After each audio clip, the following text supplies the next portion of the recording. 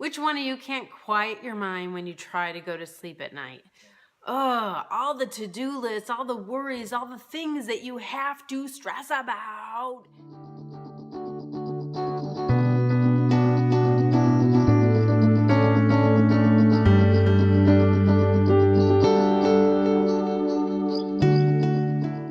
Who wants to quit that monkey mind at night?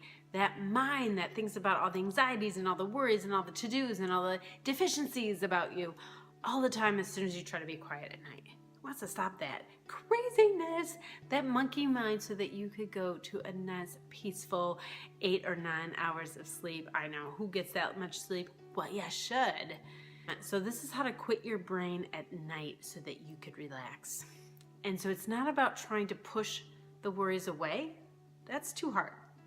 It's about bringing something in to give your attention to so it doesn't go to that. The reason why they come at night so much is because there's nothing else you're doing and thinking about.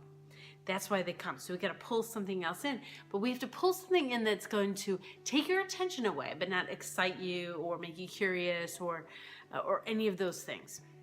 Right? First of all, don't worry about not getting enough sleep.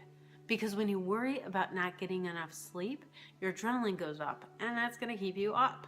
So you want to be like, I'll figure it out. I'll sleep when I need to. But we get so worried about not sleeping that it makes us more anxious and makes more adrenaline, and that's going to wake you up. Because if you are in a dangerous situation, you don't want to go to sleep. Your body needs to wake up, and the adrenaline is going to give it that energy to wake up, which is not what you want. You're safe in your bed, hopefully. Relatively, mostly, right? You want something to take your attention, but not something that's going to wake you up. And so these are the things I usually use. Read fiction. I usually, if I'm stressed at night, if my mind keeps going, I usually try to pick up some fiction. And I like to read something that I've already read because I know the characters, I know what's going to happen. It doesn't keep me up because I'm curious. If you've ever read a really good novel and you just can't wait to see what happens next, you can stay up all night reading that. That's not the one for this situation. So read some fiction. Awesome.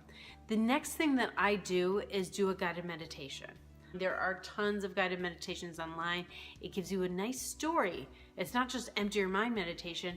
A guided meditation gives you a story to do. It has you pick up some wisdom along the way. It helps you have a relationship with your spirit guides.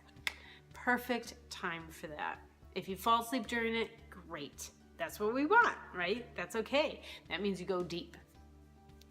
The other things that I like to do to get on your mind, I tell my clients all the time, is like plan a party. Even if there's not a real party that you're planning, like my kids when they were little, when they used to be scared at night, I used to say, plan your next birthday party. And I kind of give them little tips and then they'd be off. And maybe that party didn't actually happen that way, but it just had something benign that they could think about. Something happy, something good that they could think about and plan. Be creative. We're going to use that creative mind for this instead of the anxiety. Anxiety needs a lot of creative people. Like creative people get anxious, right? Because we could create this in our imagination, this worst case scenario stuff. So the other two things I do is I think about a show that I just watched in order. Like I think about what happened first, what happened next, what happened next. By the time I get to like the first 10 minutes of the show, I'm asleep. But it engages us enough, right? The last tip that I have for you to quiet your mind at night, try all of these, is I take a tour of an old house. Either an old house that I have or like my grandparents' house or something. I think about myself going in the door, a house that you have good memories in, please. I go in the door and I think, what's this way and what's that way? The furniture that's there, what room is there? What do you remember about that place?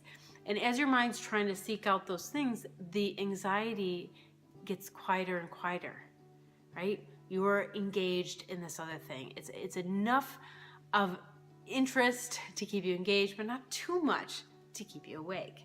Take a tour of an old house. So those are my best tips to how to quiet your mind at night. You don't have to do those every night, just until you feel more confident. When you go to bed knowing that anxiety is coming, it's gonna come. Right? You're already worried about it. That worry about it coming is going to make it come.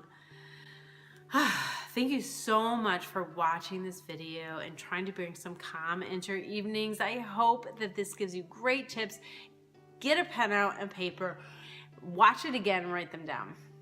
And if you want more from me, come on over to my website, jodiamon.com, for more articles and videos on how to open your heart, love yourself, overcome fear, and feel better in your life. And I will see you next time. But until then, you let that you want to be shine through.